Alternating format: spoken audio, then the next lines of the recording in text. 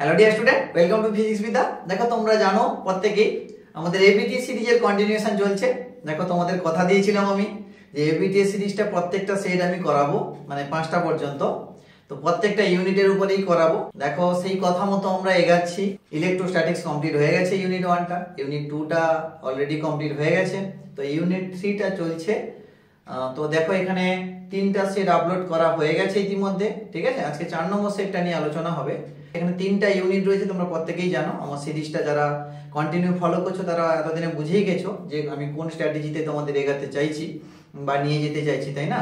তো তোমরা দেখো এখনো যারা এবিটি সিরিজের ক্যালকুলেশন করছো না বা সলিউশন করছো না, তো তোমরা অবশ্যই আপাতত 2-3টা সেট আপাতত করে যেও, কেন এবিটি এটা খুবই ইম্পর্টেন্ট, আমি প্রথম থেকেই বলে আসছি। তো আমার দেখো মনে হয় এবিটি সিরিজটা করা তো উচিত, কেন আমি তো প্রত্যেক বছরের ন্যায় এই বছরও তোমাদের একই রকম ভাবে গাইড করছি। তো আমার অফলাইন স্টুডেন্টদেরকেও আমি একই রকম ভাবে গাইড করি। যারা যারা আপাতত ইলেকট্রোস্ট্যাটিক্স, কারেন্ট ইলেকট্রিসিটি হয়তো কেউ আন্ডার এস্টিমেট করতেই পারো, কেন হয়তো তোমাদের হয়তো সহজ লাগতেই পারে। তো ম্যাগনেটিজম বা ইলেকট্রোম্যাগনেটিক ইন্ডাকশন, এসি কারেন্ট, হ্যাঁ, তারপর হচ্ছে ইলেকট্রোম্যাগনেটিক ওয়েভ, কিন্তু এত ইজি নয়। এগুলো একটু কমপ্লিকেটেড থাকে। প্রত্যেক বছর স্টুডেন্টরা বলে আমাকে অন্তত যে স্যার এই জিনিসগুলো একটু কঠিন লাগছে বা তাকে ফার্দার করে বোঝাতে হয় আমাদের। তাই ওই পারসেপশন থেকেই বললাম যে চ্যাপ্টারগুলো মানে সবার দেখো কারো ভালো লাগা খারাপ লাগা তো সেটা তো আপেক্ষিক ব্যাপার, তোমরা জানো, তাই না? তোমার মানে যে চ্যাপ্টার ভালো লাগবে আমার সেই চ্যাপ্টার ভালো লাগবে এমন কোনো কথা নেই। তো যাই হোক, এই ইউনিটটা অন্তত কেউ মিস করো না, কেন এই ইউনিটটা দেখো খুবই ইম্পর্টেন্ট। কেন ইউনিট 3টা ইউনিট একসঙ্গে চলছে, তো তোমাদের অনেকটা নাম্বার কভার হয়ে যাচ্ছে, প্রায় 19 নাম্বার তোমাদের থাকে এই 3টা ইউনিটের উপরে। তো হিউজ মার্কস রয়েছে, তো এইটা অন্তত কেউ মিস করো না। তো একজন মানে তুমি কমেন্ট করেছে দেখলাম যে স্যার এবিটিএ ছাড়া যদি আমি না করি, আমার কনসেপ্ট যদি ভালো থাকে তাহলে আমি অবশ্যই পেরিয়ে যাব। দেখো অতি অবশ্যই আমি না বলবো না, কনসেপ্ট তোমার মধ্যে থাকবে, সবই ঠিকঠাক আছে, ঠিক আছে। কিন্তু একটা জিনিস মাথায় রাখবে, তোমার নলেজ আর এক্সাম সেন্টার দুটো একই জিনিস নয়। তুমি অনেক ভালো হয়তো পড়াশোনা করেছো, অনেক ভালো ফিজিক্স বুঝেছো, কিন্তু এক্সাম সেন্টারে ওইটা নামানোটা খুবই কঠিন। কিসের জন্য বলো তো? সেই সময় মাথা ঠান্ডা রেখে কোন কোশ্চেনের অ্যান্সার কতটা হবে এইটা তুমি ক্যালকুলেশন করতে পারবে না। দেখো সবসময় একটা কথা মাথায় রাখবে, নিজের জ্ঞানটা সব সময় সব জায়গায় বহিঃপ্রকাশ করা যায় না, তার কিছু লিমিটেশন থাকে। এক্সাম হল এটা এমন একটা জায়গা, ঠিক এই একই কাজটা এক্সাম সেন্টার করে।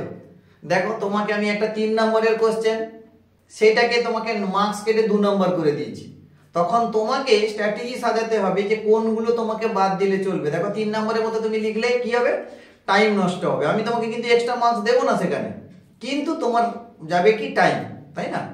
তো তার জন্য আমাকে কি করতে হবে, কিছু কোশ্চেন অ্যাটেম্প্ট করতে হবে।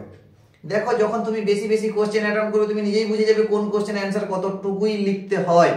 বা যখন তোমরা ভিডিওগুলো দেখবে, আমরা তোমাদেরকে বলে যাচ্ছি যে এখান থেকে এইটুকু লিখতে হবে, বা আমরা ক্যালকুলেশন যতটা করাচ্ছি তুমি ততটাই করবে। বারে বারে বলছি, এক্সাম সেন্টার এমন একটা জিনিস, সেখানে যদি একটা নতুন কোশ্চেন তোমার কাছে চলে আসে তাহলে ভাবতে অনেক সময় লাগে। এমনটা বলছি না যে তুমি পারবে না, তুমি পারবে। হয়তো দেখা যাবে 2 নম্বরের কোশ্চেন তোমার হয়তো টাইম লেগে গেছে 10 মিনিট, ভাবতে সময় লাগলো, তাহলে সেখানে কি হবে বাবা? তো এক্সাম সেন্টার তো তোমাকে এক্সট্রা মানে তোমাকে টাইম এফোর্ট করবে না, তো এক্সাম সেন্টার তো তোমাকে এক্সট্রা টাইম দেবে না, তখন তোমার কি হবে, খাতাটা তোমাকে ছাড়িয়ে নেবে, তাই না? তার মানে তুমি কি করবে, তোমার 70 মার্কস কমপ্লিট করার আগে তোমাকে কিন্তু খাতা দিয়ে দিতে হবে। ওর জন্য দেখো একটু স্ট্র্যাটেজিতে না চললে এক্সামে ভালো রেজাল্ট করা যাবে না। তোমার কনসেপ্ট ভালো আছে, তুমি অন্য কোথাও কাজে লাগাও, ঠিক আছে, ওকে। বাট যে কোনো কম্পিটিটিভ এক্সাম যেতে মানে তুমি দিতে যাও, অথবা তোমার বোর্ড এক্সাম দাও, সেখানে তোমাকে কিছু প্র্যাকটিস দরকার, সেখানে কিছু স্ট্র্যাটেজি তোমাকে মেনটেন করতে হবে। ওই স্ট্র্যাটেজিতে চললে তোমার মার্কস ভালো আসবে। দেখো আমাদের কাছে অনেক ভালো স্টুডেন্ট পড়ে আমাদের এই যে লোকালিটিতে, হ্যাঁ, আমি তো কন্টাইতে থাকি, তো কন্টাইতে অনেক ভালো ভালো স্কুল রয়েছে, তোমরা জানো কন্টাই মডেল ইনস্টিটিউশন, তোমার কন্টাই হাই, হিন্দু গার্লস, ব্রহ্ম গার্লস, ঠিক আছে, ক্ষেত্রমন, কিশোরনগর, অনেক স্কুল রয়েছে এখানে। শহরের উপরে অনেক নামি দামি স্কুল রয়েছে, তো তাদের আমরা মানে খুব ভালো ভালো স্টুডেন্টকেই আমরা পড়াই। তো দেখো আমরা যখন এক্সাম নিচ্ছি না ওদের, তখন কিছু ফল্ট আমরা লক্ষ্য করছি। কি বলতো, যে তারা দেখো 90 মার্কস তো পাবেই, বাট 90 মার্কস থেকে যখন আপারে যাচ্ছে তখন কিন্তু ওরা কিছু সিলি মিস্টেক করছে। কোথা থেকে কতটা পর্যন্ত লিখতে হবে তো ওদের জ্ঞান নেই, কোনটা তোমার এক্সেসিভ লিখে ফেলছে, কোথাও আবার অনেকটা কম লিখে ফেলছে, যার ফলে কি হচ্ছে তাকে আমাকে নাম্বার কাটতে হচ্ছে বাধ্য। অনেকটা বেশি লিখে ফেলছে কোনো জায়গায়, আবার কোনোটা হয়তো অ্যাপ্রোপ্রিয়েট লিখতেও পারছে না। কেন? যখন নতুন কোশ্চেন দেখে নিচ্ছে না, তার মাথা গুলিয়ে যাচ্ছে যে কোন কনসেপ্টটা কাজে লাগাবো, সে নিজে বুঝতে পারছে না, আর ওটাতে অনেক টাইম নষ্ট করছে।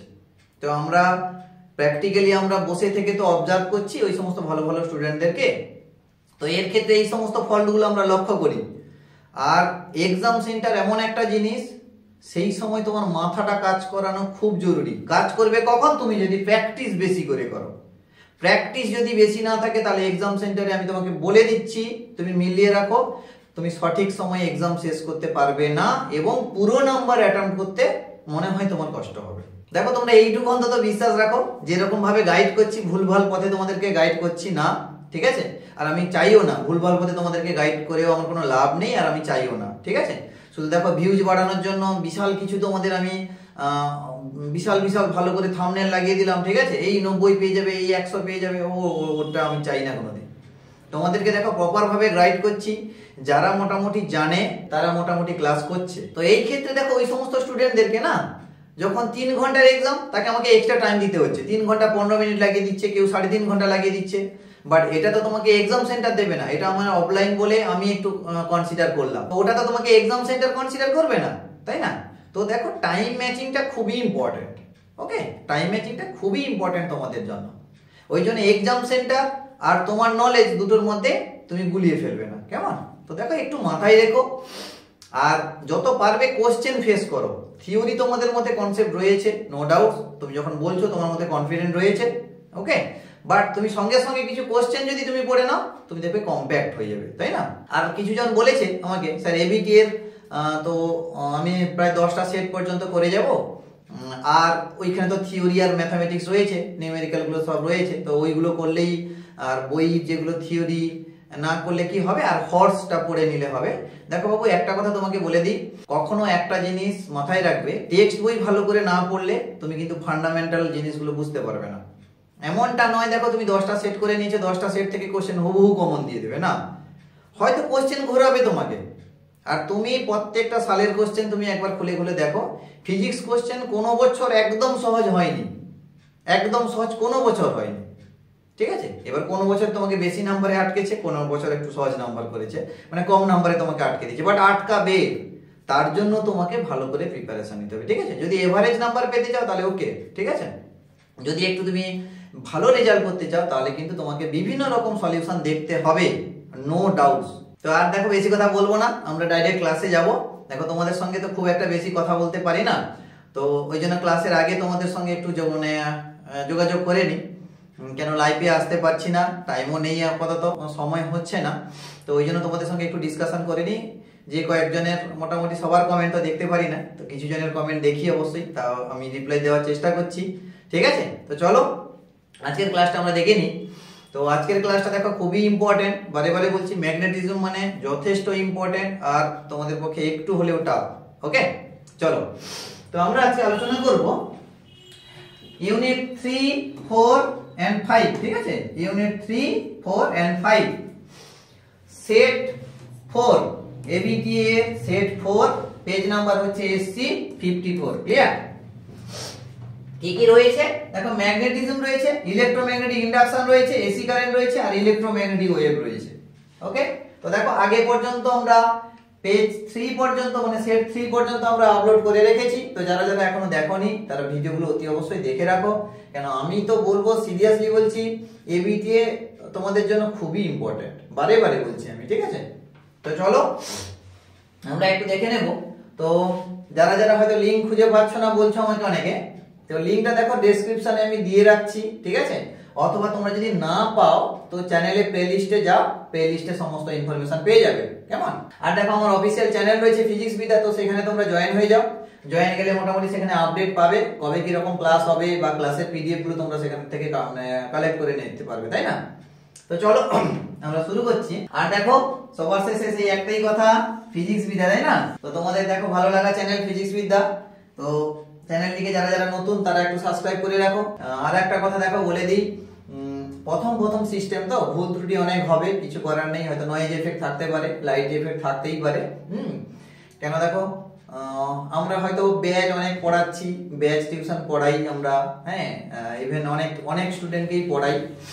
তো সেক্ষেত্রে কি হয় দেখো, অফলাইন পড়াতে গেলে এতটা আমাদের ভয়টাই খুব একটা লাগে না, ঠিক আছে। কিন্তু দেখো অনলাইন পড়াতে গেলে আমাদের একটু হলে ভয় লাগে। কেন দেখো একটাই শুধু ক্যামেরা আর আমি আর একটা বোর্ড, তাই না? আর তো কেউ নেই, তোমাদেরকে দেখতে পাই না। তো আমাদের প্রথম স্বাভাবিক কথা এত ফ্লুয়েন্সি হয় না আমাদের। তারপরে একদম ক্যামেরা ফ্রেন্ডলি তো আমরা এখনো পর্যন্ত হইনি, পর চেষ্টা করছি, ঠিক আছে। তো তোমরা দেখো এগুলো একটু কনসিডার করবে, হ্যাঁ। আর দেখো তোমরা আলটিমেট বুঝতে পারলে সেটাই আমার সাকসেস, তাই না? কোয়ালিটি পরপর ঠিক হয়ে যাবে, পরপর যত গ্রো করব কোয়ালিটি অবভিয়াসলি আমি ডেভেলপ করব। কিন্তু কি বলতো, বর্তমান তোমরা জিনিসগুলো ভালো করে বোঝো, ঠিক আছে। লাইট সিস্টেম আলাদা রকম হবে কিছুদিন পর, তারপরে আবার সাউন্ড সিস্টেমও পরপর তাকে মিনিমাইজ করার চেষ্টা হচ্ছে, নয়েজ ক্যান্সেলেশন করার চেষ্টা করছি, ঠিক আছে। তো চলো, তো দেখো প্রত্যেক ক্লাসে আমি বলে দিই এখান থেকে 90 মার্কসের কোশ্চেন থাকে, ঠিক আছে। এমসিকিউ কটা থাকে? এমসিকিউ থাকে এখানে কটা? 5টা, ওকে। এমসিকিউ থাকে 5টা, 5 নাম্বার। তারপরে হচ্ছে এসএকিউ, সরি এসএকিউ থাকে কত বলো তো? এটা থাকে 2টো, ঠিক আছে, 2 নাম্বার। আর হচ্ছে 2 মার্কসের কোশ্চেন, এটা 2 নাম্বারের কোশ্চেন থাকে 2টো, তার মানে 4 নাম্বার, ওকে।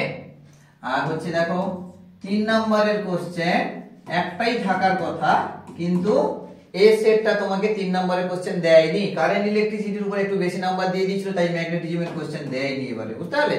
এই সেটটা শুধু কেন দেওয়ার কথা, এবার তোমাদের কিন্তু এক্সামে থাকবে, কিন্তু মাথায় রাখবে যে এটা দেয়নি মানে ওটা নয়, থাকবে এক্সামে। এরপরে চলে আসো মার্কস 5, তাই তো? মার্কস 5 এ দেখো একটা কোশ্চেন আছে, তোমরা জানো থাকে একটা কোশ্চেন। তো এটাতে এই 3 নাম্বার কোশ্চেনটা দেয়নি, আর বাকি সব নাম্বার দিয়েছে, ওকে।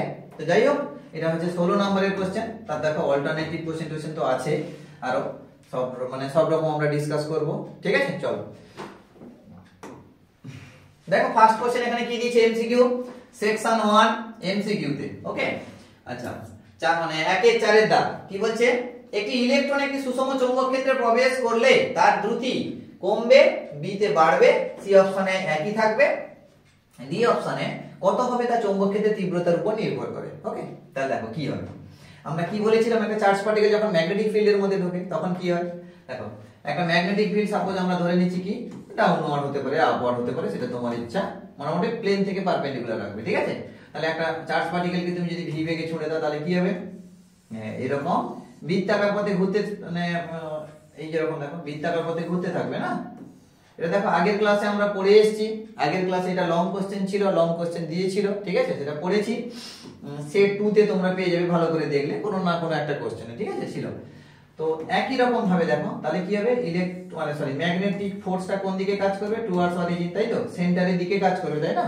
আবার যখন এই পার্টিকেল এখানে চলে আসবে তার এটা ট্যানজেন্ট বি ভেক্টর এদিকে হয়ে যাবে, তাই না। তাহলে কি হবে, এদিকেও ফোর্স এদিকে কাজ করবে, তাহলে এই ফোর্সটা তাকে কি করবে, ট্যানজেন্ট বরাবর বেরিয়ে যেতে দেবে না, তাই তো, ফ্লেমিং এর বাম হস্ত নিয়ম থেকে, তাই না। ফ্লেমিং এর বাম হস্ত নিয়ম থেকে আমরা বলতে পারি বিভিএফ। আচ্ছা, তাহলে তোমাকে বিটাকে তাহলে আমাকে পারপেন্ডিকুলারলি আপওয়ার্ড রাখতে হবে, ঠিক আছে। তাহলে বিটাকে আমাকে পারপেন্ডিকুলারলি আপওয়ার্ড রাখতে হবে, তার মানে ডট দিয়ে দাও, ওকে। এটা হচ্ছে বি ভেক্টর, কে করে নাও বি ভেক্টর, এটা হচ্ছে তোমার কি হবে বি ভেক্টর, একটা ইউনিফর্ম, মানে এটা সুষম চৌম্বক ক্ষেত্র, চৌম্বক ক্ষেত্র যদি এদিকে থাকে তাহলে ভি দেখো এই বরাবর, তাহলে এফটা হচ্ছে এই ডাইরেকশনে, তাই না। আমরা প্রত্যেকেই জানি ফ্লেমিং এর লেফট হ্যান্ড রুল থেকে আমরা মানে সবাই বলতে পারি, তাই না। তো ম্যাগনেটিক ফোর্সটা হচ্ছে টুয়ার্ডস অরিজিন, তাহলে দেখো এই ফোর্সটা হচ্ছে কনস্ট্যান্ট, তাই না।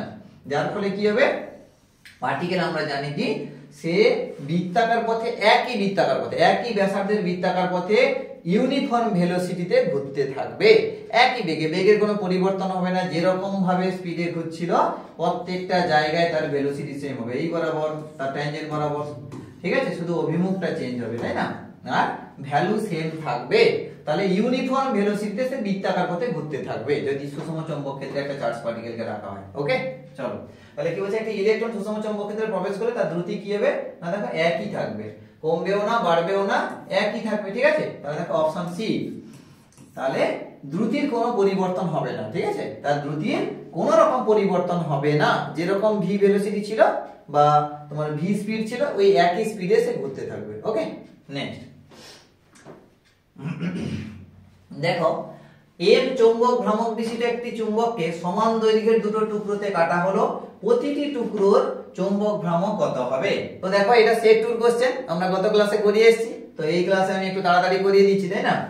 দেখো এটাকে হচ্ছে আমি একটা বার ম্যাগনেট নিয়ে নাও, এটা হচ্ছে নর্থ পোল, এটা হচ্ছে দেখো সাউথ পোল। আমি একটু একটু ফাস্ট করব, তাই তো?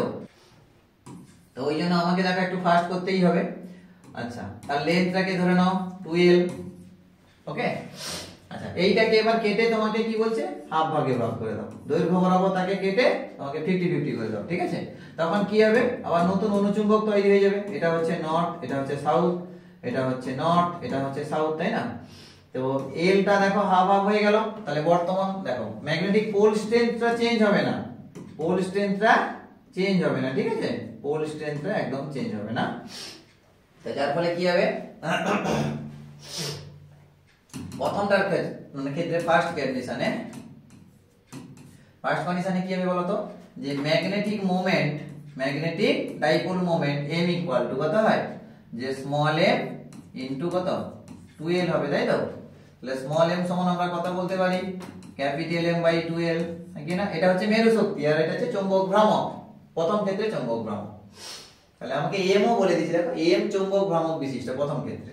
এরপর দেখো দ্বিতীয় ক্ষেত্রে তাহলে কত হবে, m প্রাইম করে দাও, m প্রাইম কত, দেখো ম্যাগনেটিক পোল স্ট্রেংথ চেঞ্জ হয়নি, মেরু শক্তির কোনো পরিবর্তন হয়নি, m আছে, লেন্থটা শুধু হাফ হয়ে গেছে, তাহলে l হয়ে যাবে 2l এর জায়গায়, তার মানে m এর জায়গায় ভ্যালু বসাও capital M by 2l into কত l, l এর কাটা, দ্যাট মিন্স m বাই 2 হয়ে যাবে না? তাহলে দেখো এটা 2 নম্বরে ছিল, এই জন্য এই ক্যালকুলেশন গুলো তোমাকে ভালো করে মাথায় রাখতে হবে, কোনটা 2 নাম্বার দিচ্ছে কোনটা 1 নাম্বার দিচ্ছে। যখন 2 নাম্বার দেবে তখন এখানে ভালো করে একটু লিখবে, ধরি প্রথম ক্ষেত্রে চৌম্বক ভ্রামক m, ঠিক আছে? তার ক্ষেত্রে মেরু শক্তি হচ্ছে স্মল m, তার দৈর্ঘ্য হচ্ছে 2l, এগুলো একটু ভাষা দিয়ে লিখবে। আর যদি এমসিকিউ বলে এত কিছু লেখার দরকার নেই, পাতি ক্যালকুলেশন করে দেবে, কাজ শেষ। কেমন? চলো তাহলে এটা দেখো অপশন বি হচ্ছে না, অপশন বি। তাহলে বিটা হচ্ছে কারেক্ট অ্যানসার। নেক্সট কি বলছে বলতো, সাবেশাঙ্কের মাত্রা হলো, দেখো সাবেশাঙ্কের মাত্রা, সাবেশাঙ্ক মানে কি, আমরা সেলফ ইন্ডাকট্যান্স বলছি, তাই তো? ইন্ডাকট্যান্স বা সেলফ ইন্ডাকট্যান্স আমরা বলি, তাকে বলছি সাবেশাঙ্ক। তাহলে সাবেশাঙ্কের ফর্মুলা কি, আমরা দেখো একটা ইন্ডাক্টরের ইনডিউসড ইএমএফ এর ফর্মুলা কি জানি, E ইকুয়াল টু আমরা কত জানি, minus L into DI dt, এটা আমরা প্রত্যেকেই জানি, তাই তো? দেখো তাহলে L সমান আমরা কি বলতে পারি, V। আচ্ছা দেখো আমি যখন মাত্রা লিখবো তখন তো মাইনাস সাইনের দরকার নেই, চেঞ্জেস এর দরকার নেই, শুধু আমরা কোয়ান্টিটি দরকার। তাহলে এটা হচ্ছে ভোল্টেজ, তাই তো? ইনটু এটা হচ্ছে কত, টাইম, dt একটা টাইম, আর এটা হচ্ছে একটা কারেন্ট, নাকি? বেশ ভালো কথা। তাহলে ভোল্টেজ না, আবার ভোল্টেজকে আমরা কি করতে পারি বলতো, কৃতকার্য। দেখো তড়িৎ বিভবের ডেফিনেশনে আমরা পড়ে এসেছি, তড়িৎ বিভবের ডেফিনেশনে, তাই তো? একটা চার্জকে অসীম থেকে তড়িৎ ক্ষেত্রের মধ্যে আনতে যতটা পরিমাণ কৃতকার্য করতে হয়, সেখান থেকে আমরা দেখো ফর্মুলা আমরা বলতে পারি Q ইনটু V বলতে পারি, তাই না? তাহলে V ইকুয়াল টু কত, W, কার্য বাই আধান, নাকি না? তাহলে দেখো তড়িৎ চালক বলটাই তো বিভব প্রভেদ, তাই তো? আমি তড়িৎ চালক বলটাকে বিভব প্রভেদ বলতে পারি। তাহলে কত চলে আসো, আর W বাই Q, আর এটা হচ্ছে T, তাই তো? এটা হচ্ছে টাইম T, আর ইনটু হচ্ছে DI, ও সরি D, টিটা উপরে থাকবে, তাই না? টিটা উপরে থাকবে, এই যে এইটা কিউ নিচে চলে এসেছে, আর এটা হচ্ছে কারেন্ট, তাই না? বেশ, চলো আবার আমরা কারেন্ট সমান কি জানি গো, I সমান কত জানি, কিউ বাই টি জানি, তাই তো? কিউ বাই টি জানি, বেশ ভ্যালু বসিয়ে দাও। তাহলে আচ্ছা মাত্রা, তাহলে কিউ কে বলুন না আই টি তে নাও, Q equal to I T তে নাও, তাই তো? দেখো তাহলে মাত্রা লিখো, তাহলে কার্যের মাত্রা, কার্যের মাত্রা কত গো, m l square t minus 2 into এটা কত টাইম, টাইমটাকে আমরা ক্যাপিটাল T দ্বারা রিপ্রেজেন্ট করব। আচ্ছা কিউ, আরে হ্যাঁ কিউ, কিউ সমান কত i t, সামনে একটা i আছে, তার মানে i স্কয়ার t করে দিলাম এর সঙ্গে, বাস ভালো কথা। দেখো এখানে তাহলে কি হবে, m l square, m l square t minus 1 আচ্ছা t মাইনাস 1 আর টি তো কেটে গেছে মানে -2 হবে t minus 2 i minus 2 t minus 2 i minus 2 ঠিক আছে। তাহলে এটা হচ্ছে m l square t minus 2 i minus 2 দেখো m l square t minus 2 আচ্ছা i এর জায়গায় এখানে দেখো অ্যাম্পিয়ার বলেছে তাই তো i এর জায়গায় অ্যাম্পিয়ার বলেছে m l square t minus 2 a minus 2 দেখো আমি a লিখেছি না আরে i লিখেছি এখানে বইতে অ্যাম্পিয়ারের জন্য কি করেছে a দ্বারা রিপ্রেজেন্ট করেছে কারেন্টটাকে ওকে চলো কোনো চাপ নেই m l square t minus 2 a minus 2 ওকে দেখো তাহলে অপশন এ টা ঠিক তাই না অপশন এ টা হচ্ছে তোমার কারেক্ট অ্যানসার তাই না এগুলো সহজ মোটামুটি দেখো খুব একটা চাপ নেই একটা জেনারেল ফর্মুলা এগুলো তোমাদের মনে আছে আশা করছি দেখো শ্রেণী এলসিআর বর্তনীতে অনুনাদের ক্ষমতা গুণক দেখো এটাও আমার আগের সেটে চলে এসেছে দেখো কোশ্চেন এবার রিপিটেশন হচ্ছে বুঝতে পারলে কোশ্চেন এবার রিপিট হচ্ছে এবার তোমাকে মাথায় রাখতে হবে যে কোশ্চেন কোনগুলো থেকে দেখো রিপিট করছে এইগুলোই তোমার সাজেশন তুমি যে সাজেশন হয়তো তোমরা হয়তো ভাবছো না এইগুলো হচ্ছে তোমাদের সাজেশন কোশ্চেন যখন রিপিট হচ্ছে তাহলে তোমাকে এক্সামিনার কি করতে চাইছে ওই জায়গাটাকে ফোকাস করতে চাইছে হ্যাঁ কি না তো যাই হোক তোমরা ওই তোমার ডেপথ থিওরি গুলো ভালো করে দেখে নেবে আচ্ছা শ্রেণী এলসিআর বর্তনীতে অনুনাদের ক্ষমতা গুণক হবে দেখো আমরা কি জানি ক্ষমতা গুণকের মানটা কত cos θ দেখো এলসিআর সার্কিট করতে গেলে যারা যারা প্রিভিয়াস লেকচার গুলো দেখে নিয়েছো তারা অলরেডি জেনে গেছো যারা দেখোনি এটা প্রথম দেখছো তোমাদেরকে বলে দিই যে এলসিআর সার্কিট করতে গেলে একটা গুরু মন্ত্র তোমাকে মনে মনে রাখতে হবে তাই তো কি একটা ফিগার তোমাকে মাথায় রাখতে হবে যে এটাকে থিটা ধরে নেবে ফেজ হ্যাঁ এটা হচ্ছে phase difference between voltage and current এটাকে ধরবে জেড এটাকে ধরবে আর এটাকে হচ্ছে omega L minus 1 by omega C ঠিক আছে দেখো এটা একটা সমকোণী ত্রিভুজ তোমরা বুঝতেই পারছো তাহলে এখানে cos θ সমান কি হবে গো cos θ সমান কত r বাই z হবে একই না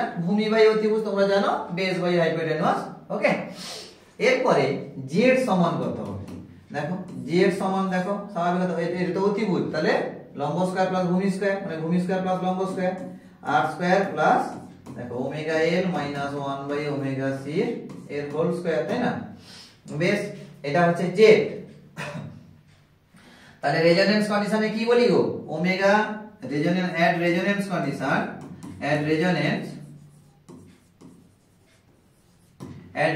কন্ডিশন বলতে এই যে বলছে অনুনাদ তাই তো অনুনাদকে আমরা রেজোন্যান্স বলছি রেজোন্যান্স কন্ডিশনে কি হবে ওমেগা l ইকুয়াল টু কত হয় 1 বাই ওমেগা c তাহলে দেখো সেকেন্ড পার্টটা 0 হয় তাহলে z ইকুয়াল টু কত হয়ে যাবে সেকেন্ড পার্টটা যদি এই পার্টটা যদি 0 হয়ে যায় তাহলে √r আর মানে স্কয়ারটা কেটে যাবে তাহলে z এর জায়গায় r হলো তার মানে cos θ এর ভ্যালু কত হয়ে গেল 1 তাহলে এখানে ক্ষমতা গুণকের ভ্যালু কত হচ্ছে 1 এটা দেখো অপশন এ এটা দেখো গত সেটে আমরা করিয়ে এসেছি ঠিক আছে দেখো এখান থেকে কোশ্চেন দিতে চাইছে বারে তো এগুলো একদম মিস করো না ঠিক আছে চলো নেক্সট কি বলেছে মিউ চৌম্বক ভেদ্যতা ও এপসিলন তড়িৎ ভেদ্যতা সম্পন্ন কোন মাধ্যমে তড়িৎ চুম্বকীয় তরঙ্গের বেগ কত দেখো স্বাভাবিক কথা না শূন্য মাধ্যমের ক্ষেত্রে আমরা তো জানি শূন্য মাধ্যমের ক্ষেত্রে দেখো তড়িৎ চুম্বকীয় তরঙ্গের বেগের ফর্মুলা কি না 1 বাই √ওভার অফ কত হবে মিউ নট এপসিলন নট কত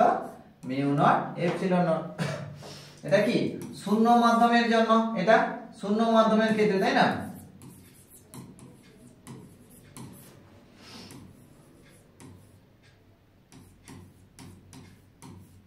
এটা শূন্য মাধ্যমের ক্ষেত্রে তাহলে যে কোনো মাধ্যমের ক্ষেত্রে তাহলে কি হবে তাহলে মিউ নটের জায়গায় মিউ হয়ে যাবে এপসিলন নটের জায়গায় এপসিলন হয়ে যাবে দ্যাটস ইট তাহলে মিউ ইনটু এপসিলন ঠিক আছে তাহলে সি হয়ে যাবে মিউ এটা হচ্ছে যে কোনো মাধ্যমের ক্ষেত্রে ঠিক আছে যে কোনো মাধ্যমের ক্ষেত্রে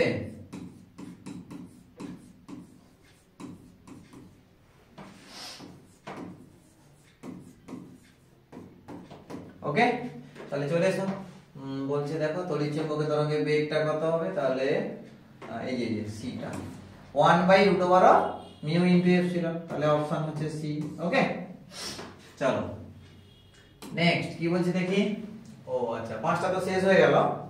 দেখো 5টা এমসিকিউ কমপ্লিট হলো। এবার চলে এসো সেকশন 2 গ্রুপ এ, মানে এসএকিউ সেকশনে আমরা যাব, তাই তো? কি হবে দেখো, 2-1 দেখ, দুটি সমমুখী সমান্তরাল তড়িৎ প্রবাহের পারস্পরিক ক্রিয়া কি? তো দেখো এটা ম্যাগনেটিজম চ্যাপ্টারে আমরা পড়েছি। কি বলছে, দুটো ওয়্যার তারা যদি পরস্পর সমান্তরাল ভাবে তড়িৎ প্রবাহ করে, দুটি সমমুখী সমান্তরাল তড়িৎ প্রবাহের পারস্পরিক ক্রিয়া কি হবে, তাই তো? দেখো এটা suppose I1 amount of current flow করছে, এটাও I2 amount of current flow করছে, ক্লিয়ার? তাহলে এটার জন্য সাপোজ এদের মধ্যে ডিসটেন্স হচ্ছে r, তাহলে এটার জন্য আমরা কি করেছিলাম, ফোর্সের ভ্যালু কত পেয়েছিলাম, F equal to mu not by 2 pi into 2 into 4 pi হবে এটা,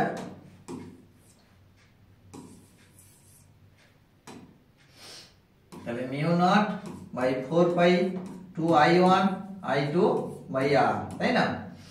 এই ফর্মুলা ছিল।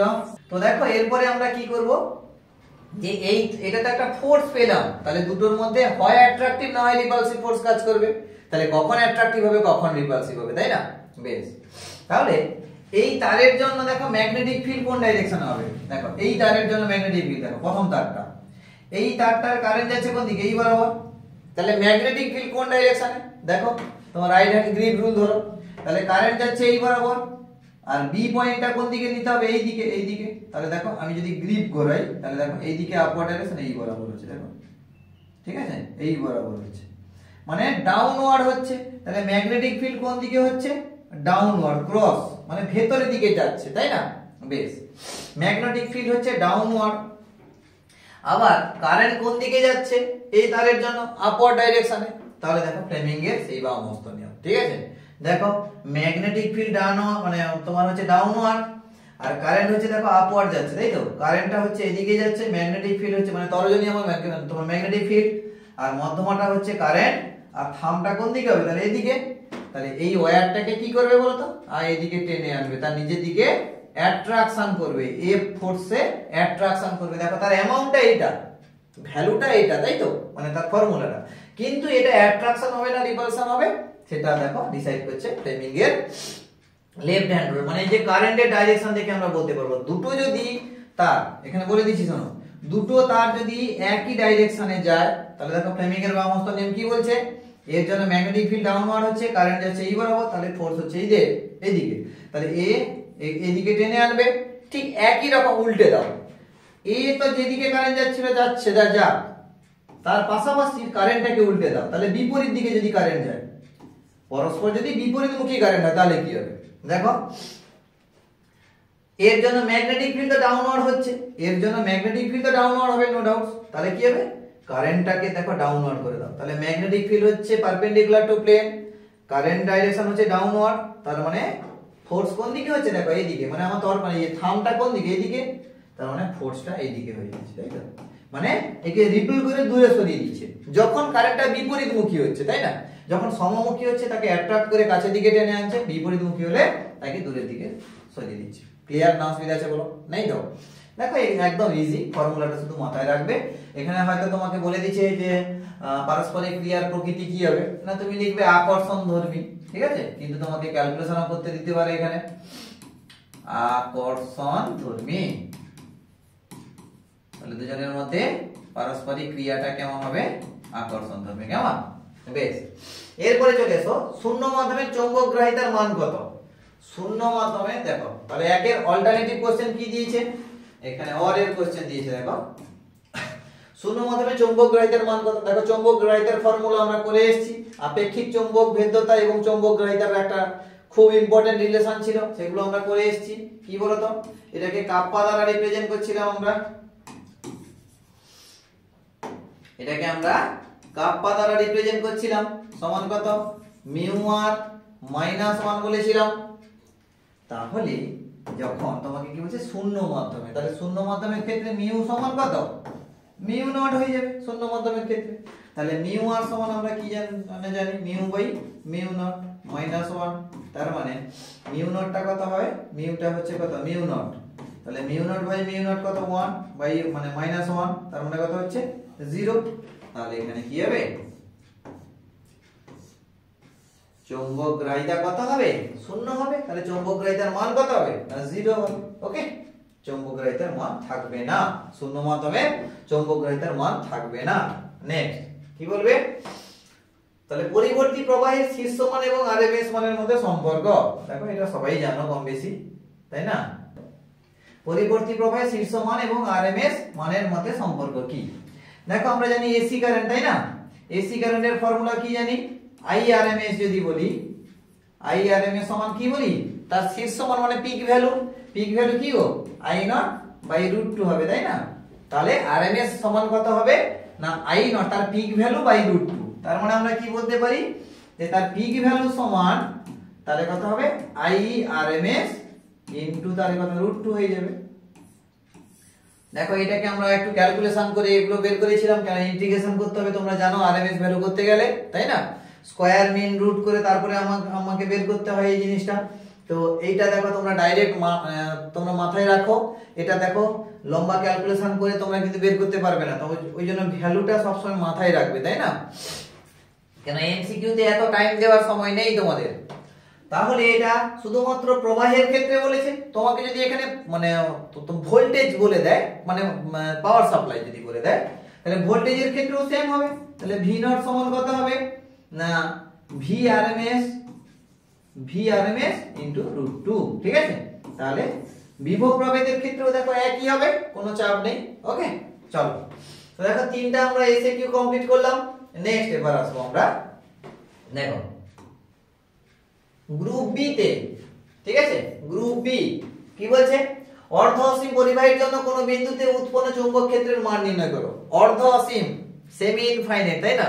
সেমি ইনফাইনাইট দেখো সেই লম্বা ক্যালকুলেশন করার দরকার নেই। দেখো বায়োসাভার্স অ্যাপ্লাই করে, বায়োসাভার্স ল অ্যাপ্লাই করে তোমরা ক্যালকুলেশন করেছো। তো অসীম দৈর্ঘ্যের ক্ষেত্রে, অর্ধ অসীম দৈর্ঘ্যের ক্ষেত্রে তো এই সমস্ত কোশ্চেনের ট্রিক শিখতে হবে। এই সমস্ত সলিউশন যখন দেখো তোমাকে 2 নাম্বার দিয়েছে, এটা 3 নাম্বার দিলে তুমি প্রথম থেকে ক্যালকুলেশন করতে, কিন্তু তোমাকে 2 নাম্বার দিয়েছে, তো তোমাকে একটু সাজিয়ে গুছিয়ে লিখে দিয়ে আসতে হবে, ঠিক আছে? চলো দেখো কি রকম লেখা আছে। দেখো অর্ধ অসীম পরিবাহীর জন্য কোন বিন্দুতে চৌম্বক ক্ষেত্র নির্ণয় করতে হবে। তাহলে প্রথমে আমরা জেনারেল ফর্মুলাতে যাব। তো জেনারেল ফর্মুলাটা আমাকে মাথায় রাখতে হবে। দেখো আগে ছবি এঁকে নাও একটা। সাপোজ এইটা একটা ওয়্যার, ঠিক আছে? এইটা একটা ওয়্যার নাকি? বেশ, কারেন্ট ফ্লো করছে, দেখো I amount of current flow করছে এই ওয়্যারের থেকে সাপোজ আর দূরত্বে, আর ডিসটেন্সে এখানে পি পয়েন্ট আছে। এইখানে আমাকে ম্যাগনেটিক ফিল্ড কত আমাকে বের করতে বলছে। কত? না ম্যাগনেটিক ফিল্ড কত আমাকে বের করতে বলছে। তাহলে এর একটা ফাইনাইট ডিসটেন্স তুমি ধরে নাও যে এটা একটা এ বিন্দু, এটাকে বি বিন্দু বলছি, হ্যাঁ কি না? তো পি পয়েন্ট থেকে আমি এ বিন্দুকে তাকাতে হলে আমাকে কি করতে হবে? দেখো পি থেকে আমি তো এরকম লেভেলে আছি, পি বিন্দু তো তার লেভেলটা এইখানে দেখছি ও বিন্দুকে, তাই না? তো সেখান থেকে আমাকে যখন এ বিন্দুতে তাকাতে হবে, দেখো উন্নতি করে তাকাতে হচ্ছে, হ্যাঁ কি না? আমার চোখ তো এরকম আছে, আমি যখন একটা 5 তলা বিল্ডিং কে তাকাবো তখন কেমন করে আমাকে এরকম উন্নতি করে তাকাতে হবে, তো না? তাহলে আমরা ধরে নিচ্ছি এই অ্যাঙ্গেলটাকে ধরে নিচ্ছি θ2 সাপোজ। ওকে, এই অ্যাঙ্গেলটাকে আমি θ2 ধরছি। তাহলে গ্রাউন্ড কে তাকাতে হলে কি করতে হবে? এবার তুমি ধরো 3 তলাতে আছো, তুমি 1 তলার কাউকে দেখবে, পাশের ঘরের 1 তলার কাউকে দেখছো, তাহলে কি করতে হবে? তোমাকে একটু ঘাড়টা নোয়াতে হবে, নাকি? অবনতি কোণ করতে হবে। সাপোজ তুমি অবনতি কোণ করছো, কত? এখানে ধরে নাও -θ1। কত করছো? -θ1। কেন? অবনতি কোণ করেছে না, তাহলে এটা θ2, এটাকে θ1 করতে পারো। ক্লিয়ার? ডিসটেন্স কত? আর কারেন্ট কত ক্যারি করছে এই ওয়্যারের থ্রু দিয়ে? I amount. তাহলে এইখানে বিটা কত হবে?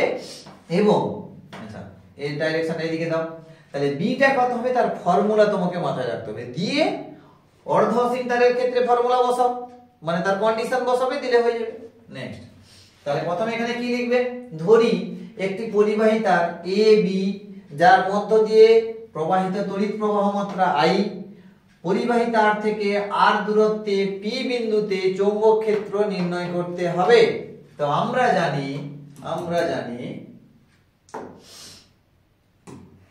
চলে এসো না, আমরা জানি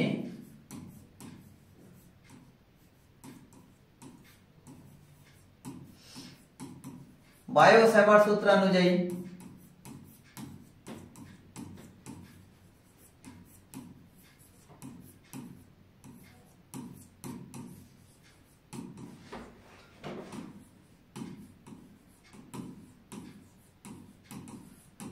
তাহলে বায়ো সাভার সূত্র অনুযায়ী কি জানি দেখো একদম ডাইরেক্ট ফর্মুলা বসাবো b equal to mu not by 4 pi into I by r এর মধ্যে কত কারেন্ট যাচ্ছে I অ্যামাউন্ট অফ কত ডিসটেন্সে রয়েছে t point r very good এরপরে দেখো sin θ1 প্লাস sin θ2 এটা তোমাকে মাথায় রাখতে হবে যে ভাষাটা বললাম সেটা উপরে লিখবে তারপরে ক্যালকুলেশনটা এটা দেবে ঠিক আছে sin θ1 প্লাস sin θ2 তাহলে b ইকুয়াল টু কত হলো mu not by 4 by I by r sin θ1 plus sin θ2 clear বেশ এবার এখানে কোন কন্ডিশন বলেছে দেখবে অর্ধ অসীম মানে সেমি ইনফাইনাইট ওকে আচ্ছা সেমি ইনফাইনাইট এর কনসেপ্ট তুমি ধরো কি ধরবে দেখো সাপোজ তুমি একটা গ্রাউন্ড ফ্লোরে দাঁড়িয়ে আছো তুমি কোথায় দাঁড়িয়ে আছো গ্রাউন্ড ফ্লোরে পি পয়েন্টে হচ্ছে তুমি দাঁড়িয়ে আছো ঠিক তোমার পাশের ঘরের অনেক উঁচু বিল্ডিং হ্যাঁ কি না অনেক উঁচু মানে তুমি কনসিডার প্রায় করতেই পারবে না অনেক উঁচু হ্যাঁ 100 তলা 200 তলার উপরে তাই না তাহলে ওই যে তোমার পাশের ঘরে 200 তলার উপরে একটা মানুষ দাঁড়িয়ে আছে বা অথবা কোনো কিছু জিনিস একটা রয়েছে তো তুমি তোমার পাশের ঘরের প্যারালালি যে বিল্ডিংটা অনেক উঁচু বিল্ডিংটা রয়েছে তার 200 তলাতে কে মানুষ দাঁড়িয়ে আছে তুমি দেখবে কি করে দেখো তুমি তো তার ওদের ঘরের গ্রাউন্ডের লোকটাকে তুমি প্যারালাল দেখবে তাই তো 0 ডিগ্রি অ্যাঙ্গেলে যখন তুমি 200 তলাকে তাকাবে দেখো তোমাকে প্রায় ঘাটটা একদম সোজা করে দিতে হবে তাই না এরকম তোমার চোখ ছিল পুরো একদম উঁচু করে তাকাতে হচ্ছে মানে দেখবে তো এখানে উন্নতি কোণটা কত উন্নতি কোণটা প্রায় কত 90 ডিগ্রি করছে আর θ1 টা দেখো যেহেতু তুমি গ্রাউন্ডে আছো তাহলে গ্রাউন্ডের মানুষকে কত ডিগ্রি অ্যাঙ্গেলে দেখবে 0 ডিগ্রি অ্যাঙ্গেলে এস সিম্পলি হ্যাঁ কি না তাহলে যে এখানে θ1 টা কত তোমাকে অবনতি কোণে তাকাতে হবে না কেন তুমি অলরেডি গ্রাউন্ডে আছো তাহলে তোমার অবনতি কোণ এই ক্ষেত্রে কন্ডিশন কি না θ1 টেন্ডস টু এখানে 0 এখানে 0 ডিগ্রি θ1 টা ঠিক আছে বাট θ2 টা এখানে কত 90 ডিগ্রি অ্যাপ্রক্স 90 ডিগ্রি এবার ইকুয়াল টু তুমি হয়তো দেবেই না তুমি অ্যাপ্রক্স দাও দেখো 90 ডিগ্রির একটু আশেপাশে হলে আমরা 90 ডিগ্রি কনসিডার করতে পারি কারণ কনসিডার ছাড়া দেখো আমি যদি ক্যালকুলেট করতে যাই তো এক্সাক্ট ভ্যালু পাবো না আমাকে কিছু অ্যাজাম্পশন করতে হয় তাই আমরা করছি ঠিক আছে তাহলে এবার চলে এসো b সমান কত হবে b হবে দেখো mu not by 4 pi into I by r okay দেখো এবার ভ্যালু বসাও sin θ1 এর জায়গায় কত বসাও sin θ1 এর জায়গায় 0 ডিগ্রি বসাও প্লাস sin θ2 এর জায়গায় 90 ডিগ্রি বসাও তাহলে sin 90 এর ভ্যালু কত গো 1 তাই না তার মানে হয়ে যাবে কত mu not by 4 pi into I by r 1 plus 0 মানে 1 ঠিক আছে তাহলে b এর ভ্যালু কত পেয়ে গেলে mu not by 4 pi I by r খুবই ইম্পর্টেন্ট ফর্মুলা এটা একদম স্টার মার্ক করে রাখো এটা তোমার থিওরিতে না দিলেও নিউমেরিক্যালি মাস্ট দেয় ঠিক আছে তাহলে অসীম আর অর্ধ অসীম অসীম হলে দেখো দুটোই 90 ডিগ্রি হতো অসীম হলে দুটোই 90 ডিগ্রি হতো ঠিক আছে এটা যদি তোমাকে অসীম মানে দৈর্ঘ্য বলতো তাহলে এটাও তো কোথায় আছে তুমি জানো না আর এও কোথায় আছে জানো না মানে দুজন মানে দুটো পাশাপাশি সাপোজ 500 তলা বিল্ডিং তুমি একটা বিল্ডিং এর 250 তলাতে দাঁড়িয়ে আছো অথবা কোন 200 তলাতে দাঁড়িয়ে আছো ঠিক আছে তুমি পাশের বিল্ডিং এর মানে তোমার 500 তলার উপরে একটা মানুষকে কেমন দেখবে আর রাস্তা দিয়ে একটা যাচ্ছে লোককে তুমি কেমন দেখবে তাহলে দুটো ক্ষেত্রেই তোমাকে দেখো এদিকে দেখতে গেলে 90 ডিগ্রি অ্যাঙ্গেলে ঘাট নামাতে হবে মানে তোমার তুলতে হবে আর দেখো গ্রাউন্ডে দেখতে গেলে তোমার 90 ডিগ্রি কোণে ঘোরাতে হবে তখন 90 ডিগ্রি θ1 ও 90 θ2 ও 90 তাই তো তার জন্য এখানে কি হবে 1 + 1 2 চলে আসবে যদি অসীম হয় এটা সেমি ইনফাইনাইট তাই জন্য একটা 0 একটা হচ্ছে 90 ডিগ্রি হচ্ছে ক্লিয়ার বেশ এইটুকুই লিখবে আর বেশি লিখতে যাবে না কারণ 2 মার্কস 2 নম্বরের কোশ্চেন তোমাকে বেশি মার্কস দেবে না এইগুলো শিখার এইগুলো আমাকে শিখতে হবে এইগুলো যদি প্র্যাকটিস করে না যাও তাহলে তুমি সেই গতানুগতিক একদম প্রথম বায়োসাভার্স মানে তোমার সূত্র অনুযায়ী একদম এখান থেকে কনসিডার করে অনেক কিছু ক্যালকুলেশন করে তারপরে এই ফর্মুলাটা বের করলে তারপরে যখন বসাতে যাবে তোমার অলরেডি একটা ম্যাথে মিনিমাম 10 মিনিট 15 মিনিট চলে যাবে তাই না তো দেখো এগুলো একটু ঠিকঠাক করে শিখলে তুমি দেখবে পরীক্ষায় অনেক ভালো স্কোর করা যায় ঠিক আছে চলো নেক্সট তাহলে আচ্ছা এই ডাইরেকশনটা যদি বলে, ডাইরেকশনও তুমি বলে দিয়ে আসবে। ডাইরেকশন তোমাকে জিজ্ঞাসা করেনি, তো মান নির্ণয় করতে বলছে। ডাইরেকশন তুমি তো জানো, স্বাভাবিক কথা। দেখো কারেন্ট এই বরাবর যাচ্ছে তো না, তো তোমার রাইট হ্যান্ড গ্রিপ, যদি গ্রিপ ঘোরাই তাহলে কি হবে, আমার চারটা আঙ্গুলের ডাইরেকশন দেখো এই বরাবর ঢুকছে, তাই তো। এদিকে নয়, কিন্তু তোমরা গ্রিপটা কিন্তু এরকম ঘুরিয়ে দিবে না। কেন? এরকম যদি ঘোরাও তাহলে মানে বি পয়েন্ট এখানে তোমাকে জানতে চাইছে, কিন্তু বি পয়েন্টটা তো এখানে, বিটা তো জানতে চাইছে এদিকে, তার মানে এই রকম, তাই তো, ডাউনওয়ার্ড ঢুকবে। তাহলে এখানে ম্যাগনেটিক ফিল্ডের ডাইরেকশন কেমন হবে? ডাউনওয়ার্ড। ম্যাগনেটিক ফিল্ডের তোমার ডাইরেকশন কেমন হবে? ডাউনওয়ার্ড, ভেতরের দিকে ঢুকছে, তাই না? বেশ, চলো নেক্সট। তো এইটুকুই লিখবে, বেশি লিখতে যাবে না।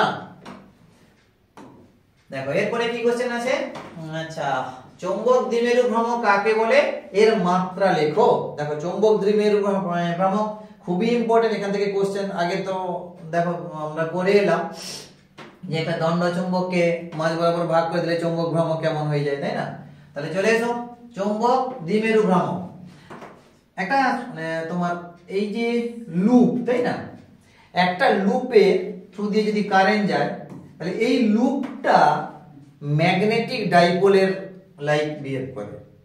এই যে লুপটা তারা কি করে না, ম্যাগনেটিক ডাইপোল তোমার লাইক বিহেভ করবে, তাই তো।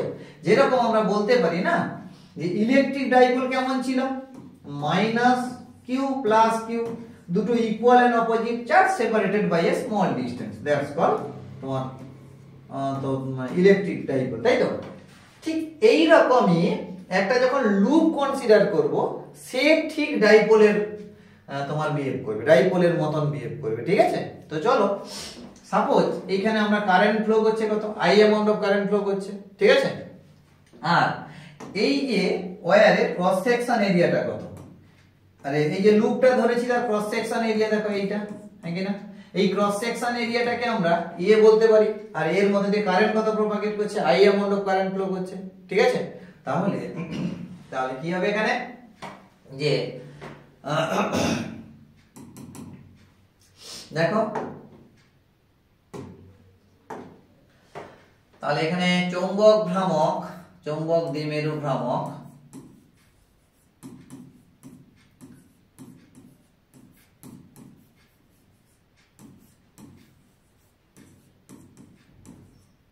চৌম্বক দ্বিমেরু ভ্রামক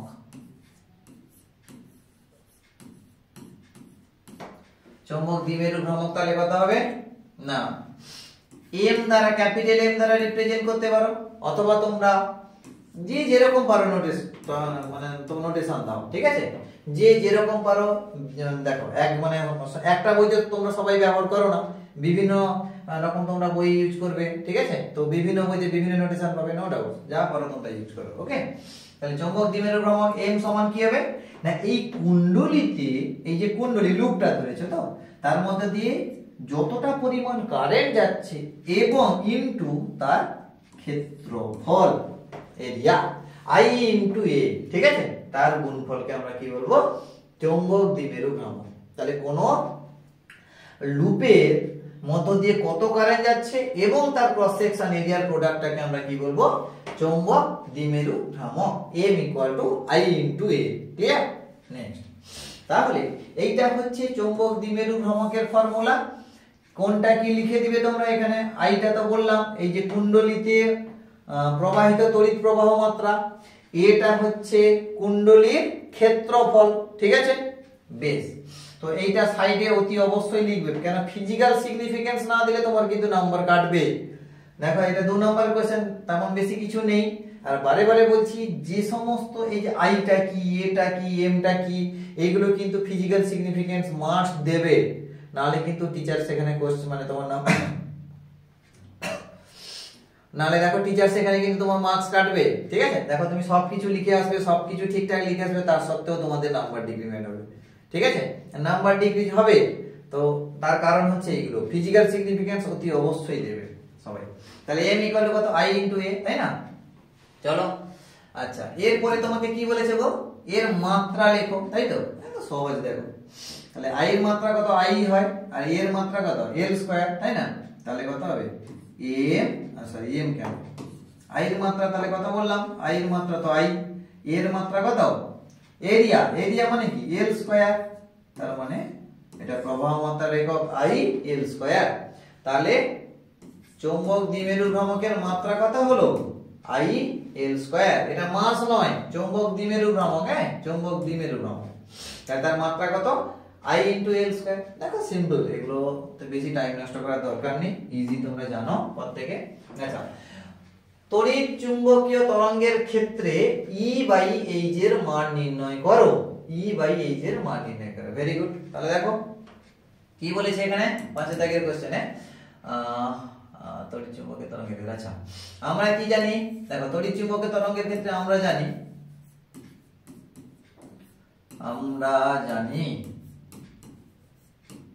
কি জানি না, C = 1/√(ε0 μ0)। দেখো এটা আগেও আমরা এই ফর্মুলা ইউজ করে এসেছি, তাই না?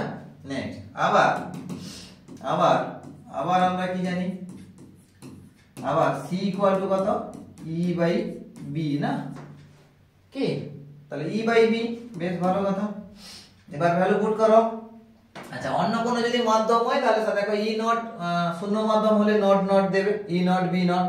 অথবা যে কোনো মাধ্যমের ক্ষেত্রে যদি হয় তাহলে ε0 ও হবে না, μ0 ও হবে না, এপসিলন হবে, মিউ হবে। ঠিক আছে, আমি যদি শূন্য মাধ্যমে ধরি তোমরা শূন্য মাধ্যমে ধরতে পারো। ঠিক আছে, এখানে কোনো এটা যে কোনো মাধ্যম বলেছে, তো যে কোনো মাধ্যমের জন্য দেখো H, তাহলে এখানে শূন্য শূন্য দেবে না। ঠিক আছে, চলো। আচ্ছা, তাহলে দেখো এখানে আমরা আবার কি জানি বলো তো? B0 সমান কত না μ0 * H হবে। কত? μ0 * H হবে, তাই না? দেখো B0 সমান কত? μ0 * H, এটা আমরা জানি। ঠিক আছে, এটা হচ্ছে চৌম্বক প্রাবল্য, এটা হচ্ছে চৌম্বক ক্ষেত্র। তাহলে ভ্যালু পুট করে দাও। E0 বাই কত? μ0 B0। ওকে, বেশ। তাহলে আমাকে বের করতে বলছে E/H, তাই তো? ও সরি, এটা H0 গো। তাহলে এটাকে H0 ধরে নাও, H0 ধরে নাও। তাহলে হবে কত? E/H বা E0/H0 সমান কত হবে? আচ্ছা μ0, তাহলে C * μ0 করে দেব, নাকি না? আবার C এর ফর্মুলা দেখো 1 নম্বর থেকে আমরা কি বসাতে পারি? এটাকে 1 নম্বর ইকুয়েশন ধরে নাও। কি বসাতে পারি? √μ0 ε0, তাই তো? μ0 ε0, তাহলে কত হবে? আচ্ছা, ইনটু μ0, তার মানে আমরা এরকম বসাতে পারি μ0 বাই কত? ε0। কেন? উপরে তো μ0 আছে, এটা আর নিচে √ওভার আছে, তার মানে আমরা দেখো এই ফর্মুলা বসাতে পারি। তাহলে E/H হচ্ছে √μ0/ε0। এবার তো দেখো তোমরা প্রত্যেকেই ভ্যালু জানো। μ0 এর ভ্যালু কত গো? 4π × 10⁻⁻7 SI ইউনিটে লিখবে। ε0 কত হবে? আচ্ছা, ε0 কত হবে না 8.85 × 10⁻⁻ কত হবে? 12। ওকে, এটাও SI ইউনিটে। দেখো ভ্যালু পুট করো। ভ্যালু পুট করলে দেখো কত হয়। দেখো আমি ডাইরেক্ট ভ্যালুটা বসিয়ে দিচ্ছি। হ্যাঁ,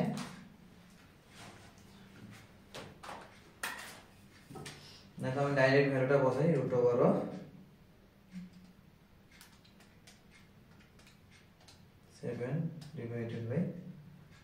8.85 × 10⁻12।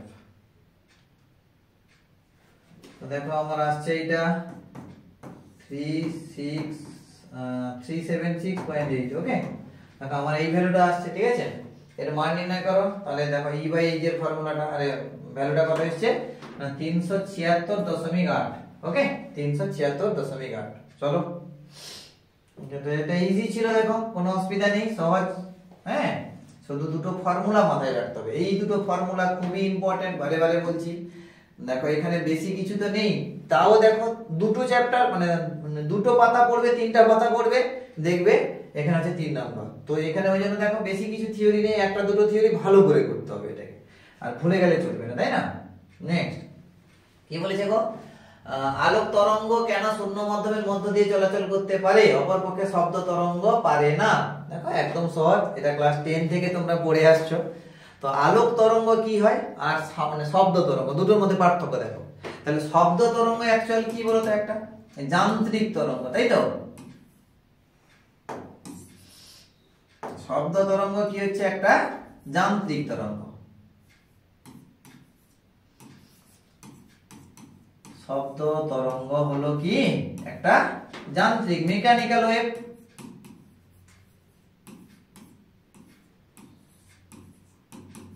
আচ্ছা যান্ত্রিক তরঙ্গ মানে কি না, যান্ত্রিক তরঙ্গের মধ্যে একটা রয়েছে দেখো মাধ্যমের ইলাস্টিক প্রপার্টিস মানে প্রপার্টিজের উপর ডিপেন্ড করবে, আর কি ইনার্সিয়ার উপর ডিপেন্ড করবে, আর কি মানে দুটো ইন্টারমলিকুলার অ্যাট্রাকশনের উপরও ডিপেন্ড করছে।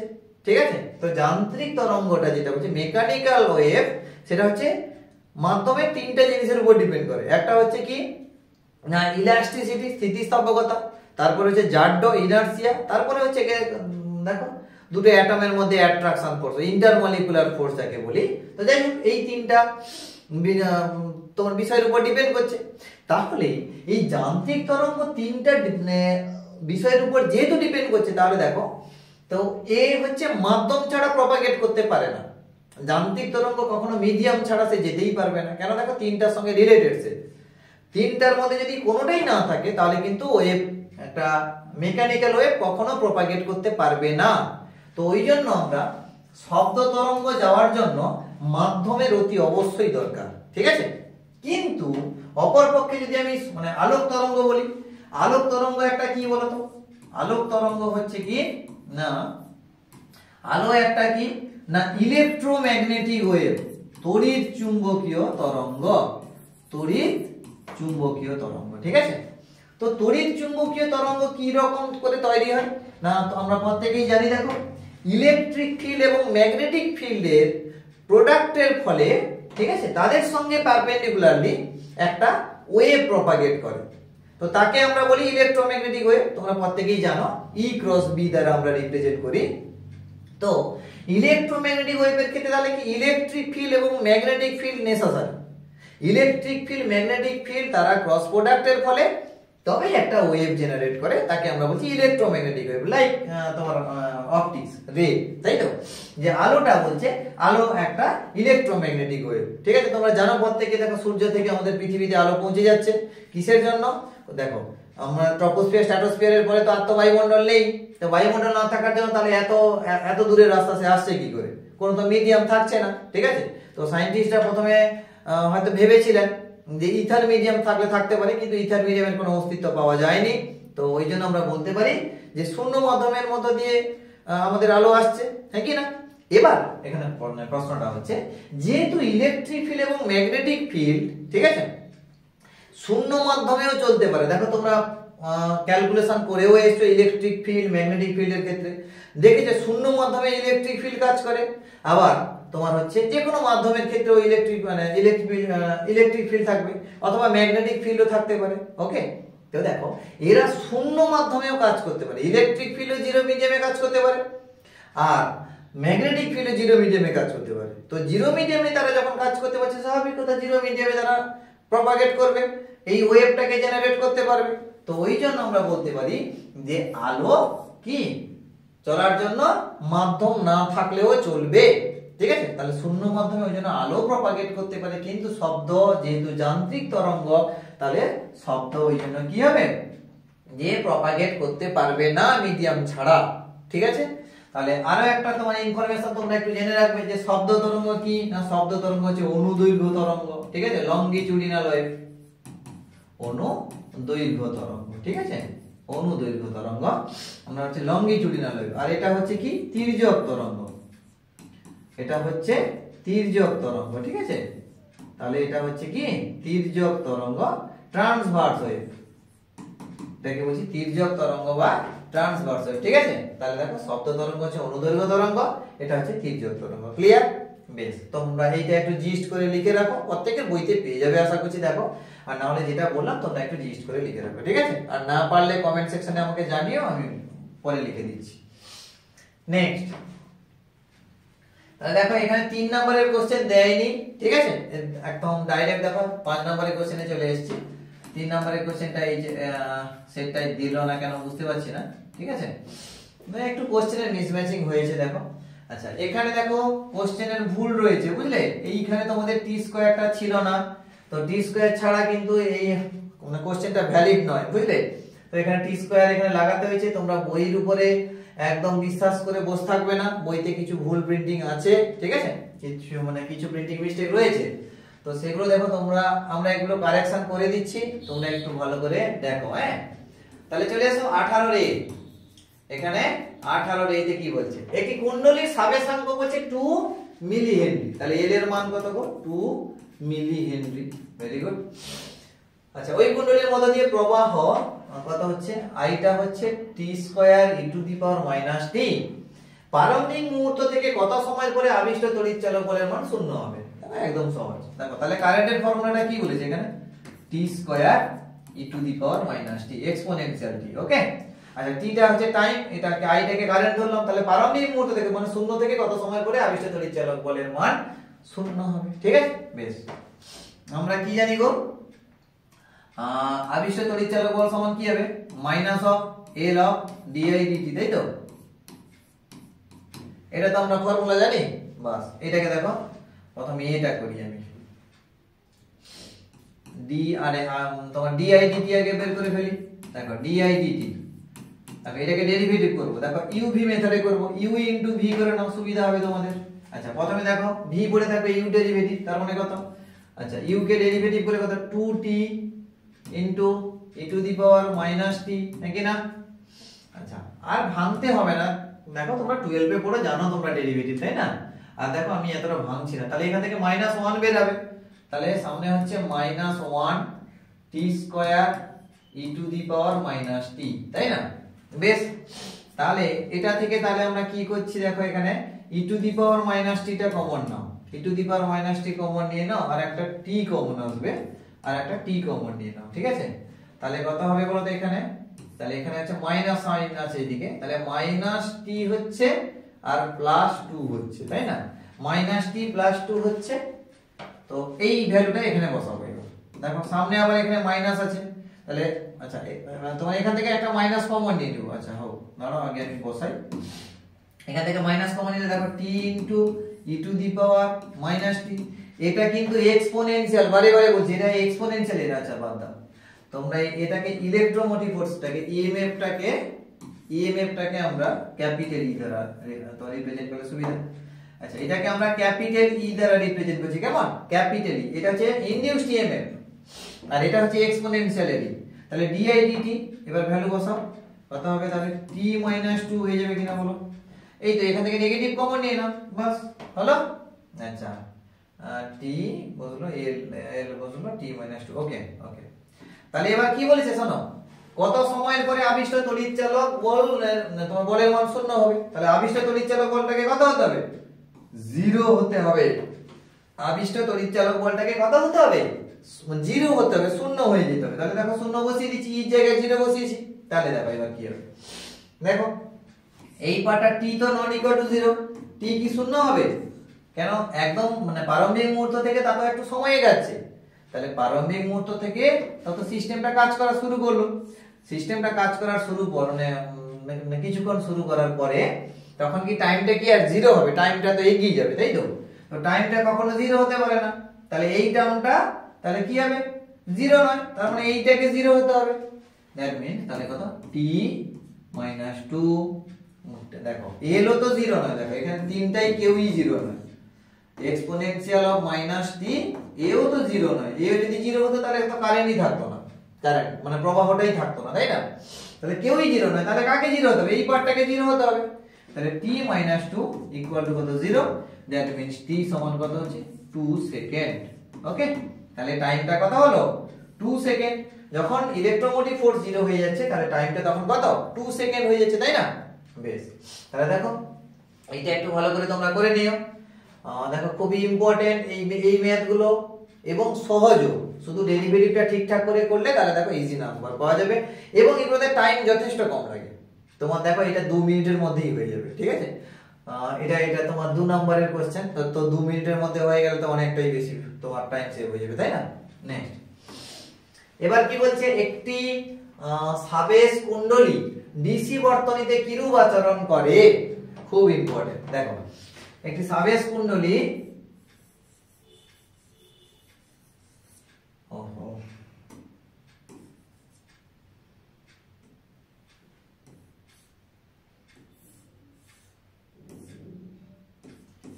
এটা একটা ডিসি ব্যাটারির সঙ্গে তুমি কানেক্ট করো, প্লাস মাইনাস, ঠিক আছে। তাহলে এটা হচ্ছে ইন্ডাক্টর এল আর একটা ব্যাটারির ভি বলে দিয়েছি, তাই তো। এই ভিটা তাহলে কত হবে, এটা হচ্ছে DC power supply, okay. Current amount, I amount of current flow করছে। তাহলে এই ক্ষেত্রে বলছে কিরূপ আচরণ করবে। দেখো প্রথমে একটা ইন্ডাক্টর রয়েছে, তো ইন্ডাক্টরের ক্ষেত্রে আমরা কি জানি না, এর রেজিস্ট্যান্সটা কত, সরি XL দাও। তাহলে একটা ইন্ডাক্টরের রেজিস্ট্যান্স কত হয় না, রেজিস্ট্যান্স দেখো XL সমান কত জানি আমরা, X সাফিক্স L সমান কত জানি না, L ইনটু ওমেগা, হ্যাঁ কি না। ওমেগাটাকে কি বলি, অ্যাঙ্গুলার ফ্রিকোয়েন্সি, হ্যাঁ কি না, অ্যাঙ্গুলার ফ্রিকোয়েন্সি। তাহলে আবার আমরা কি জানি, ওমেগা ইকুয়াল টু কত, 2 পাই ইনটু f অথবা নিউ, যে যেরকম পারো তোমরা লিখতে পারো। এটা হচ্ছে ফ্রিকোয়েন্সিটাকে তোমরা লিখতেই পারো যে যেরকম পারো। তার মানে 2 পাই ইনটু কত f হবে, এটা হচ্ছে xl, তাই না। তাহলে এই পরিবাহীর মধ্য দিয়ে তড়িৎ প্রবাহ তাহলে কত হবে, তাই না। এবার বলছি ডিসি উৎসের সঙ্গে তোমাকে যোগ করতে হবে। তাহলে ডিসি কারেন্টের, ডিসির ফ্রিকোয়েন্সি কত, মানে সমমুখী প্রবাহের ফ্রিকোয়েন্সি কত, মানে কম্পাঙ্ক কত হবে। এর ক্ষেত্রে কম্পাঙ্ক কত হয় বাবু, f equal two 0 hertz. DC কারেন্টের ফ্রিকোয়েন্সি হলো 0, ঠিক আছে। তাহলে এখানে চলে এসো, f ইকুয়াল টু 0 হার্টজ, তাই না। তাহলে xl টা তাহলে কত হবে, xl টা কত দেখো, xl টা হচ্ছে 0 হয়ে যাবে না, ঠিক আছে। তাহলে ইন্ডাকটিভ রিঅ্যাকট্যান্স যদি 0 হয়ে যায়, এটার মানে তোমার রিঅ্যাকট্যান্সটা একদম 0, তার মানে স্বাভাবিক কথা কারেন্ট কি হবে, I সমান তাহলে কি হবে v/xl না।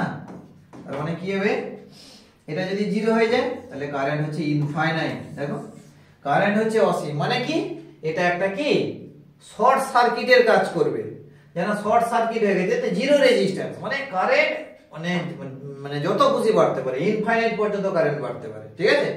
তো দেখো সব সময় এটা হয় না, যখন টাইমটাকে অনেক বেশিক্ষণ ধরবো অ্যাকচুয়াল, তখনই তোমার হয় তোমার কি বলছে ইনফাইনাইট পর্যন্ত যেতে পারে। টাইম কম হলে স্বাভাবিক কথা কারেন্টও কম হবে, সেটা একটা আলাদা ম্যাটার, ওর তোমার ফিজিক্স রয়েছে ভেতরে। তো আপাতত আমরা দেখো এই জিনিসটা বলতে পারি যে একটা শর্ট সার্কিটের মতো কাজ করবে।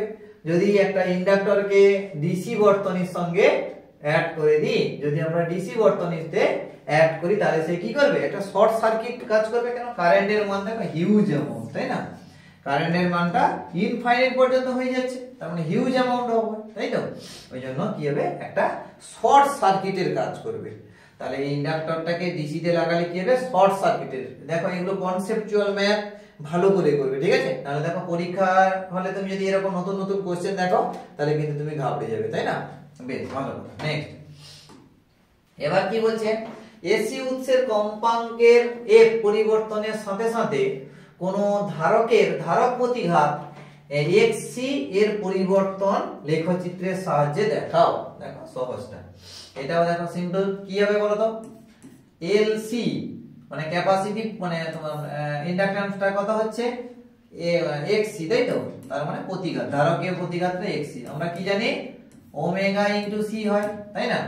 তাহলে এর রেজিস্ট্যান্সটা কত, ওমেগা ইনটু c। তার মানে আমরা বলতে পারি কত, 1/2 পাই f ইনটু c হবে, হ্যাঁ কি না। ওমেগা জায়গায় 2 পাই f লিখেছি, ওকে। এটা হচ্ছে ফ্রিকোয়েন্সি, এটা হচ্ছে অ্যাঙ্গুলার ফ্রিকোয়েন্সি, ভালো কথা। এবার হচ্ছে পরিবর্তনের লেখচিত্র অঙ্কন করো। দেখো তাহলে আমরা বলতে পারি না, আর তো সব কনস্ট্যান্ট, তাহলে xc প্রপোর্শনাল টু 1/f, ঠিক আছে। তোমরা জানো সেই সমপরাবৃত্তের গ্রাফ, এই তো বয়েলস ল, একদম ক্লাস 10 থেকে শিখে এসেছো নাকি। তাহলে xc আর এটা হচ্ছে f, ক্লিয়ার। তাহলে কেমন হবে, এরকম হবে।